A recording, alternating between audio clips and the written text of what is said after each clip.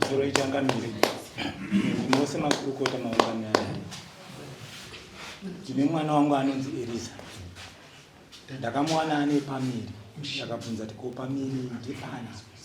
Zvikanzi pamiri ndakapiwa nabanguru Sheki Muchemwa. Anova akatora mukoma wake. Ndakati saka zvichafamba sei mwanangu? Zvikanzi inini nemurume wangu tiri kuwira. Shuwa mwana akaenda kotora vamwe sisi wake. Akabva nawo akaenda nawo paMuchemwa kwako kunova kwakaberekwa Sheki Muchemwa. Akawana Sheki Muchemwa nemukoma wacho paObed Muchemwa naamai vacho varipo vachibhera fodya. Akasvika akamusiya akatambirwa ipapo. Akagara mazuva ari ipapo. Mukoma wacho anzwa nyaya iyi. Mukoma wemwana wangu mukuru wacho anozobvawo kumba neshungu akaya akarova munin'ina wake pamwene. Arova munin'ina wake pamwene anodzokera hake kumba kwake. Amweni vanozofuma vachiti kumwana womwanasikana, tora muroora wako uende naye kumba kwehanzvadzi yake, kunova ndiko kune murume wake, choanendiwa naye. Achisvikawo naye ipapo, mukoma munin'ina asvika, mukoma anotora munin'ina wake anomudhonzera kunze kweyadzi kuti gara kunze kweyadhi, munoma pasi pamba pavo. Mwana anoswera, aswera manheru yacho tinozoona mukoma nomunin'ina vakatungamidzana vachiuya kumba kwavakaberekwa kunwa kwedu. Vanosvika vakati baba tauya. Kuya kwataita ndauya kuzosiya munin'ina wangu uyu handikwanisi kugara naye. Ndakati kaona kamwana chokwadi wauya, asi iwe ungori ndiwe mumwe chete akafanana naye. Ko wadi kuti ivo vaya vakaita zvinhu zvacho vauye vazosiya mwana wangu. Ndakavadzosa. Ndakati endai mondoudza murume wenyu kuti hanzi uya utisiye, nokuti iwe uri kutumwa kuzviramba. Anodzokera. Nhinduro inozouya mukwasha anotaura kuti ndinouya mangwana. Tiri pakati pakutarisa kuti mukwasha ari kuuya nemadzimai ake kuzosiya mwana uyu. Ndinofonewa naJoji Chimombo. Akati pamusoro nyaya yaMuchemwa chiregai, ndini ndakuiita. Takati zvino vangu vatimisa isusu vachiti ndiri kuuya mangwana. Zvakanzi aiva regai ndite. Shuwa tinovarega Chimombo. Vanoenda kuita nyaya idzi. Vaita nyaya idzi, vanozwa vaona kuti nyaya iyi yakaoma kuti mukoma nomunin'ina vagarisana. Vanombotora munin'ina vachiti sezvo kwadoka, regai ndichimbotora munin'ina ndimuise pamba pangu. Tichiita hedu nyaya dzani dzedu idzi. Right. Zvadaro, tinozoti tatifambei zvakare. Takatarisira kuti Chimombo achatipa mhinduro chaiyo. Tinozoona pauya mupurisa waSabhuku. Auya mupurisa waSabhuku takamugamuchira takati mauya nei? Zvakanzi ndauyawo nechichemo. Ndatumwawo naMuchemwa. Hanzi baba mhosva ndiri kuiziva. Asi ndanga ndichikumbira inini kuti mundichengeterewo kusvika mwana azvarwa. Tozoona kuseri kwacho. Sezvo mwana uyu ndakarara naye kamwe chete musi wa22. Kusaziva kuti mimba inobata mazuva mangani. Ndochokutanga. Ndakati zvisinei. Nyaya yatakuchita panapa ndeyekuti chidzokerai kuna Muchemwa. Mondovati ko madi machengeta muri ndini kusvika mwana wacho asunungukiwa. Tozoona kuseri kwacho kwamuda kutaura imimi. Mupurisa waSabhuku anodzokera. Atina kuzonzwa mhinduro zvakare. Tatenda chako.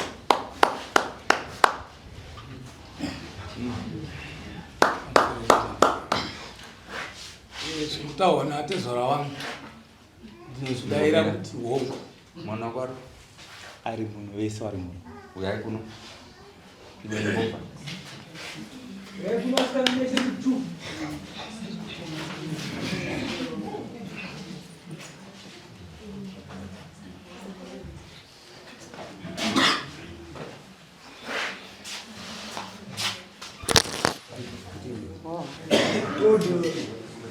Mubvunzo wangu wokutanga ndinomubvunza mudiki chaizvo.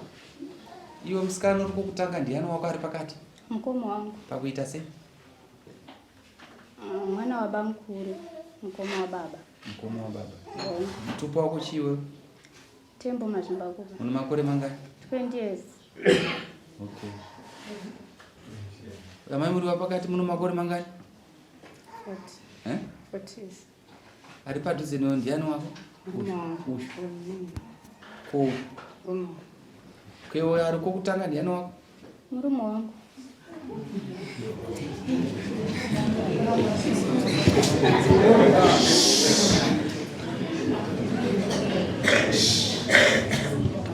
Saka tikati pano vanhu vese vari muno mawoko tikamutora tikamukanda unomuziva muno vanhu unomuziva ndouyu ndoupi pano vanhu vese vari kusera pamurume wako munoongedzera cho Vanhu vari kusera? Chero vari kuda kuongedzera murume wako pari? Kusera hakuna. Ari papi? Akagara nini pano pabhenji.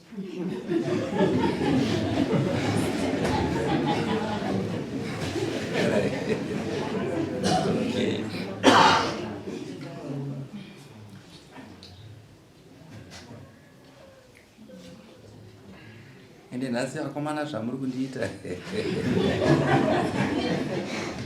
Alright, zvisinei. Samuel ndati kudiwe. Samuel kuda pfuma yangu. Ndeye zvito kuti mwana kwachema. Sungumira roshaka. Bvunza murume wako kuti murume wako kuti uchiri kundida here? Kuti dedhi muchiri kundida here? Mubvunze. Ndachida kuziva kwamuri muchema kuti. Kona mutauri nozita ranga noti muziva. Handipa maidana namaitauri mazita. Alright, ndachikumbira kuziva kwauri sheke kuti uchiri kundida here kana kuti kwete. Handisi.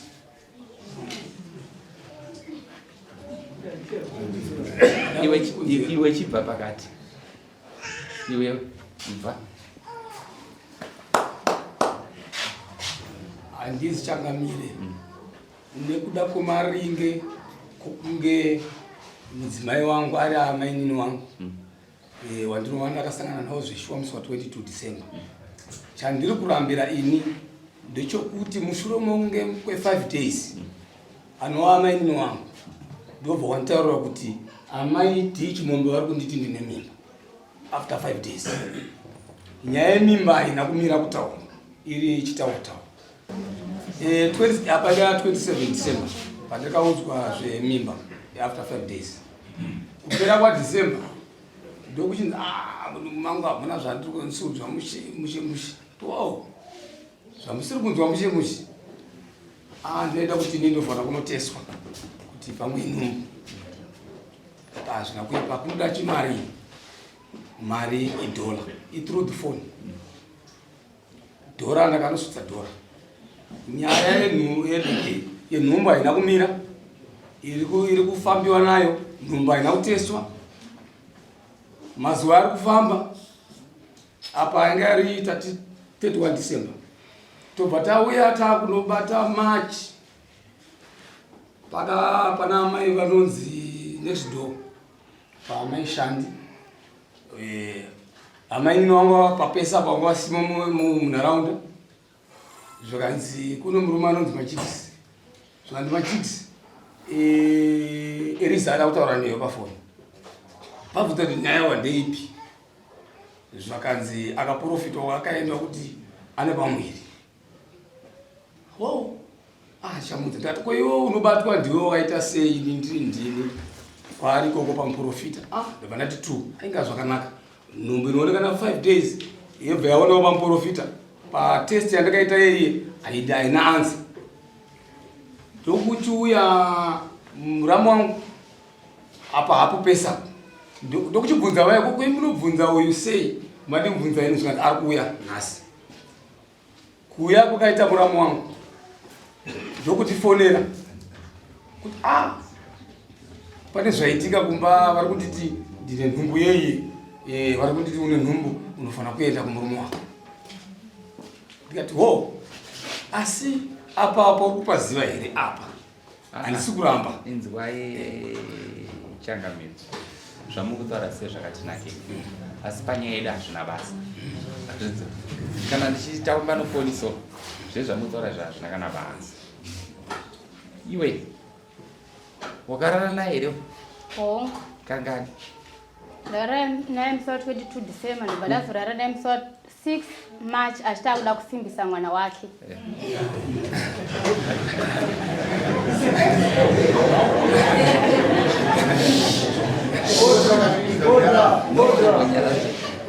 Saka wajuka ratakura remswani 22 December. Ndopa mukatanga. Hongo. Right. Ukazonzoti wakuratidza kuti wanaka rini? Kana chiti kunaka kuti wani pamiri rini? Kupera kwa January ndaona ndisina kutera. Ndopa ndakavaudza kuti andina kutera andisati ndakambozviita. Saka kureva kuti pamwe pane zvakaitika. Zvikanzi saka wanga wafunga kuti toita sei ndakati dai zvaibvira manditsvagira pregnant test to testa toona kuti ndizvo here. Zvikanzi hazvina hazvo mhosva. Ndobva wauya nemari ndikati manje ini handida kuenda kuchipatara nekuti ndichabvunzwa urwere. Saka ini ndandati mutenge mufamasi ndototesta tiri pamwe chete toona maresults. Saka vakati alright chiwo mari ndikati asi ni famasi pekuiwana izvezvi handina. Ndobva tagara ndakabva ndashedzwa nemukoma wangu akati asvika kuno ndaenda ndobva zvanzi avaiguru wangu ari apa aiwa mumwewo andishedza akati nawe enda kushedzera ndeye kuti mazuva angu akukwana ekuti ndibatsirwe. Saka murume wangu haagare pamba saka ndati uyechi padhuze.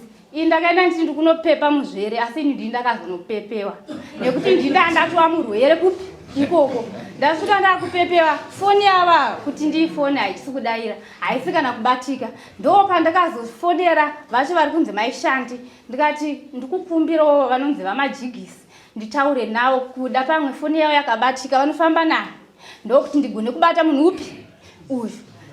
Ndataura navo sekudaro ndopakanzi amajigisi vanhu ndinakwanisa kutaura navo vadzimai vavo vainzi vakarasa foni here vazoendawo kunotora huku hapana akataura nemumwe. Indokubva ndazopinda munzira ndikati asi kumba uku kuenda ko ndikadya ndikarutsa zvichaita mubvunzo paakunotyisa pamba.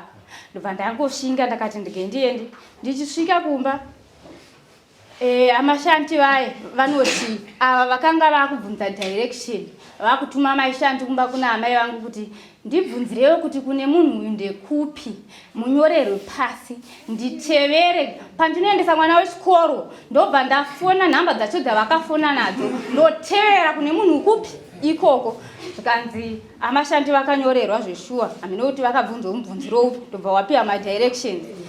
Zuva iroro ndozuva randikabva ndasvika zvikanzi munhu uye adini adzoka. Zvikanzi zvakanakai. Ndobva ndasvika ndobva ndaita ndofunga mazuva 3 ndisina kuona navava. Ndobva tazoonana musi wa 6 March. Musi wa 6 wo ndopa ndakati nhau iripo anapa ndeye kudai. Inini kumba uku kwakutyisa kawo. Dumbu rikazokura ndiri kumba muchandipa mubvunzo nyangwe muchizviziva muchanditi kodai yange iri yangu pesa paungori pai. Saka imimi kuba kwako vava chiita izvinoita nekuti makatiporomisa kuti ndichagara newe ndakuti uche mudzimai wangu muramu ndoti undigare newe uye mudzimai wangu. Saka nekudaro takati saka todi zvikanzi inini sezvo ndakakudza pakutanga kuti handidi kuti ugarisane nemukoma wako ndechida kuti mumwe nemumwe azvigarire pamba pake. Ndikati hongu zvakanaka. Saka mati ndodii ndikati hamuna hama here kana hanzvadzi kana ambuya kwamunotsvaga kwamungandiise panguva ino nekuti kumba uku kwako ndikuona zvisiri kuita. Zvikanzi anini hama dzangu handinzwanane nadzo zvakanaka. Iko iwewo haunawo here hama yaunoona kokuti ukagara unogara mune zvakanaka. Ndikati pari zvino handina asi kana ndichinge ndaifunga imimi pamberi inini mumashure toenda munotaura nehama yangu muchikumbira kana manzwanana mumupa chibatiso kuitira mangwana. Zvikanzi hazvina hazvo mhosva. Musiwo ndo musi wakabva arara neni achida kusimbisa mwana wake. Abva ipapo Friday zvikanzi ndo patichapendera nyaya iyi kuti tiyoifambisa sei. Saturday ndo pakabva pabuda nyaya yekuti ndane pamuviri yakabva yasvika munzeve dzevakuru kumba. Ndobva ndabvunzwa wamusi wa8 kunzi ko iwewe tiri kunzwa kuti une pamuviri. Alright mama ndazvinzwa. Mutauririka kuti ndiri kukuda todini zvandava tinzi utano tikudini. Ndiri kukuda sheki hamina kuti todini nekuti wakandivimbisa sechivimbisano chatakanga tawirirana.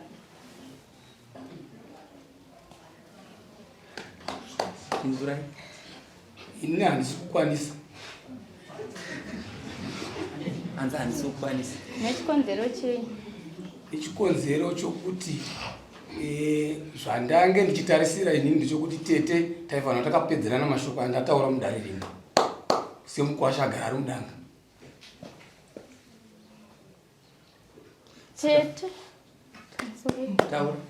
Tete panguva yatakapanana mimba vakanga vasipo ende hatina kuvasuma. Nhasi ko tete ndo vakupinda pasha ipapo.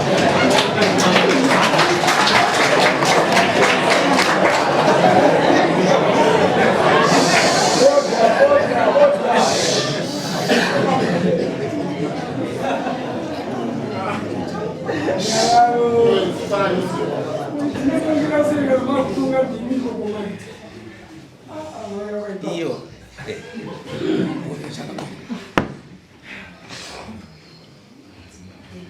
Mubvunze kapindure futi.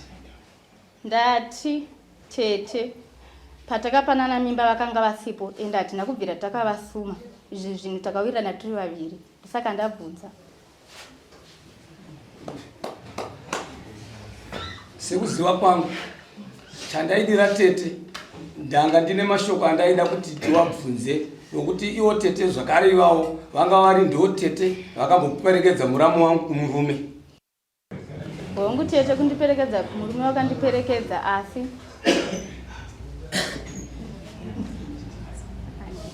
Ngatitaisa ndakupedza nyaya iyi. Ndiye murume wako wokutanga yekudana naye? kwete. Okay, munokambororwa. Une vana vangani? Handina mwana. Unobvira waita mwana? Hongu. Asi wakambororwa? Okay. Asi apo une pamiri? Hongu.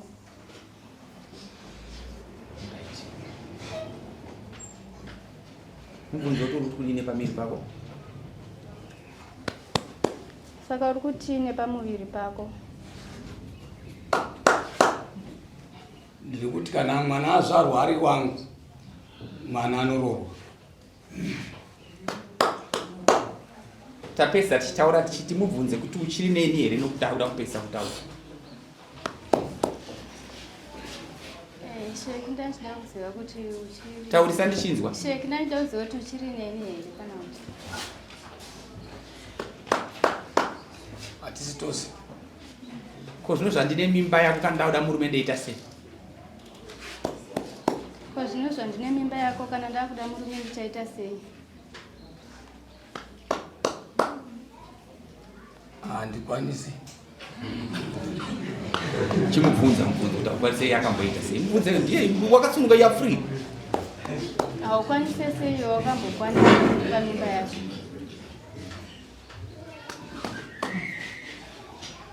Handisati ndagutsikana unde yangu. Hausati wagutsikana sei?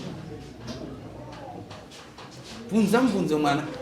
Sei usina kugutsikana? Nekuti patikaita takaita tiri vaviri. Takabvumirana. Wakati ndikakuudza inini pandikati ndajamba wakafara chaizvo ukati kureva kuti ndiri chibaba 1 mimba yabata.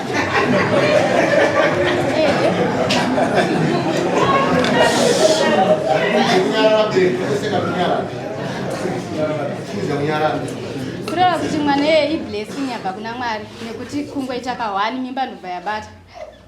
Saka apa muchagutsikana papi? Pane pamwe here? Pane mumwe here?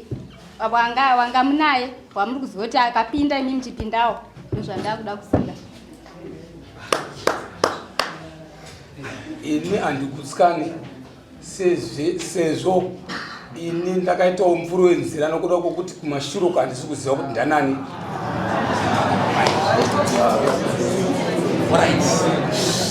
Alright.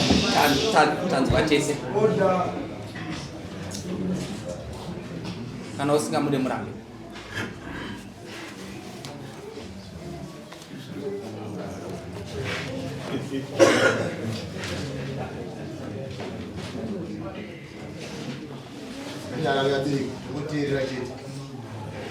Emu. Anzani chakuda. Kuchangamire ndazvinza. Asi ndakuda kuziva kuti ko mimba yacho zvaichada kuenda kusikero ichada preparation. Iye wacho kumufonera hadaire foni. Saka ndichakomiteta sei naye ndizive kuti tiri kuenda kupi tiri kubva kupi pamusoro pemwana wake wacho. Pindura mubvunzo. ndopandati Changamire, ini handisi kutenda kuti ndizvo ndini. Alright. Ndoda kubvunza mbunzo. Pawakaita nemakondomu here. Idhora. Handina Changamire. Waiitira pai? Munengo yemukadzi. Munengo yemukadzi. Munengo yemukadzi. Fair. Okay. Alright. Nyaya yako yanga yakanaka Stereo. Asi wakuti uchitaura uchipara uri kuzvimoneredza. Bosi munhu ari kukutonga I'm very clever Stereo. Ndakachenjera zvakanyanya. Munhu ari kutonga zvandaita inini handina side. Uri kupara mhosva. Nyaya yako yanga yaita over panga watsanangura uchiti mukadzi awo chakuti patatu mupe shere. It's over. Zvepreparation zvokuziva kuti mimba inodei ndezvako. Ende mukadzi wako anofanira kutozvinzwa uye ari apo. Wozi wakaitira pamusoro pemwana womunhu. Ende tisati taura zvakawanda bosi ndauda kupedzisa nyaya yako. Unofanira kubvisa $10 yekutongana naatezvara padare yekuvasimudza iculture yedu. Tsvaka $10 pauri. Unayo? Isaka. Iwe vanochengeta mari vakurambidza kuora mumwe mukadzi wainga vati.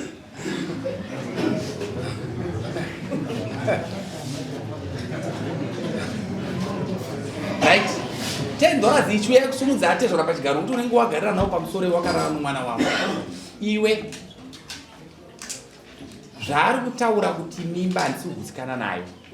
Zvaari kutaura kuti kuno mumwe akambopfuura.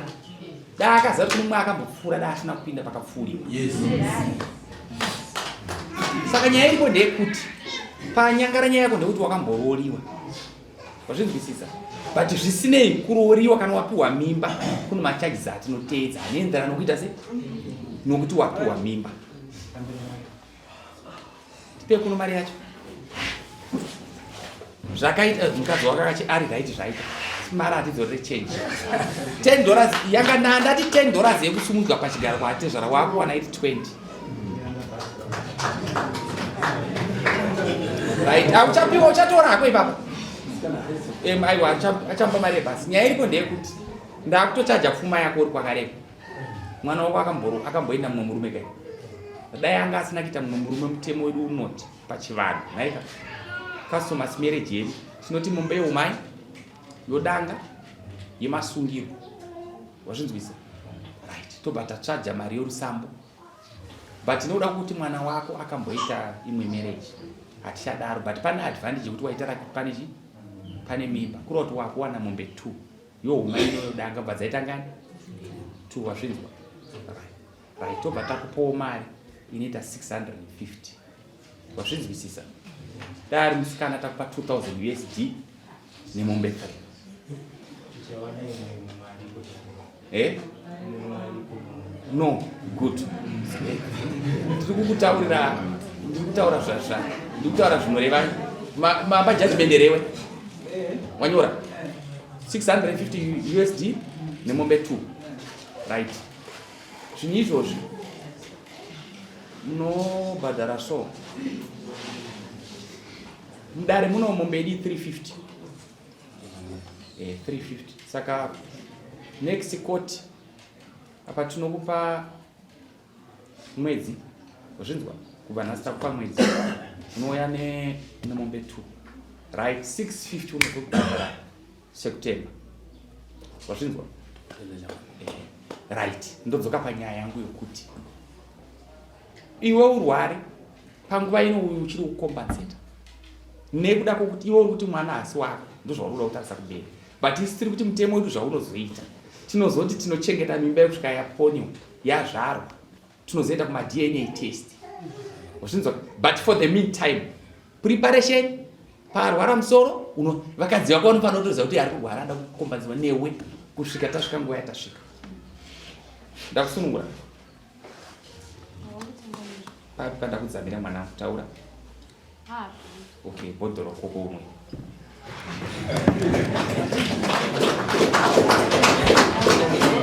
Right, ndoda kuti panenge paita dambudziko mufoneri adaire foni. Kana asina kudaira foni bheki kwandiri. Wazvinzwa? unopiwa namba dzangu, ndine manamba angu 3 asi handinyanyi kudaira foni nebasa rangu renyika. Unoisa message kuti ndini wewe kumitiswa naSheki, ndodaira ndomuchaira, basa rangu ndinochaira zvikange zvanetsa. Right, weutore mari yako uenda unosaina. Dismiss, next case.